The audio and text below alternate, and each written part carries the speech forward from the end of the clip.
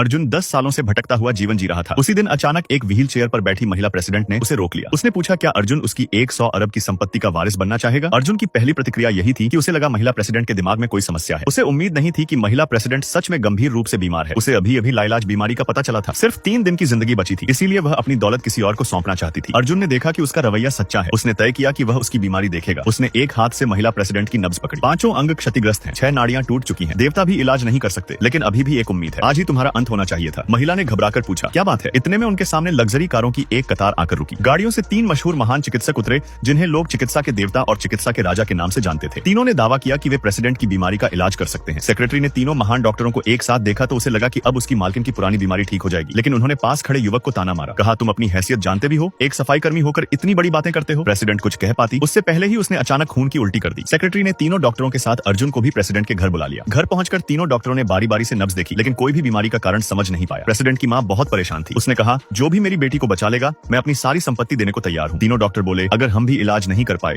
तो सिर्फ पौराणिक नाग सम्राट ही उसे बचा सकता है। ये सुनते ही मां ने आदेश दिया किसी भी कीमत पर उसे ढूंढो। तभी अर्जुन बोला ढूंढने की जरूरत नहीं। मां ने तिरस्कार से पूछा तो तुम कौन हो। सेक्रेटरी ने जल्दी से समझाया यह सज्जन मदद करना चाहते हैं। मां ने अर्जुन को सफाई कर्मी के कपड़ों में देखा और उसे नीची नजर से देखा। डॉक्टर भी हंसे। अगर एक सफाई कर्मी इलाज कर सकता है तो हमारी क्या जरूरत है। मां ने गुस्से में कहा हम शहर के सबसे अमीर लोग हैं, अगर तुम यहाँ तमाशा करोगे तो अंजाम अच्छा नहीं होगा। उसने अपने आदमियों को आदेश दिया कि उसे बाहर निकाल दो। तभी सेक्रेटरी आगे आया। उसे याद था कि अर्जुन ने पहली नजर में ही बीमारी पहचान ली थी। उसने विनती की मालकिन इन्हें एक मौका दे दीजिए, लेकिन मां के अपमान से अर्जुन नाराज हो गया। वह जाना चाहता था, उसे अमीरी में कोई दिलचस्पी नहीं थी। सेक्रेटरी ने सिर झुकाकर माफी मांगी। उसकी वफादारी देखकर अर्जुन पिघल गया। उसने चांदी की सुइयां निकाली और प्रेसिडेंट को एक्यूपंक्चर दिया। कुछ ही पलों में प्रेसिडेंट अचानक जाग उठी। उसने मुंह से काला जमे हुआ खून उगला और फिर बेहोश हो गई। मां चीख उठी तुमने मेरी बेटी को मार डाला। डॉक्टरों ने भी आरोप लगाया इसने चिकित्सा जगत की मर्यादा तोड़ी है, लेकिन अर्जुन शांत रहा। उसने कहा मैंने इन्हें ठीक कर दिया है, आप खुद नब्ज जांच लें। डॉक्टरों ने सोचा वह दिखावा कर रहा है, लेकिन जब उन्होंने नब्ज देखी तो चौंक गए। प्रेसिडेंट की हालत पूरी तरह सामान्य हो चुकी थी। तीनों महान चिकित्सकों को तुरंत समझ आ गया वो तो एल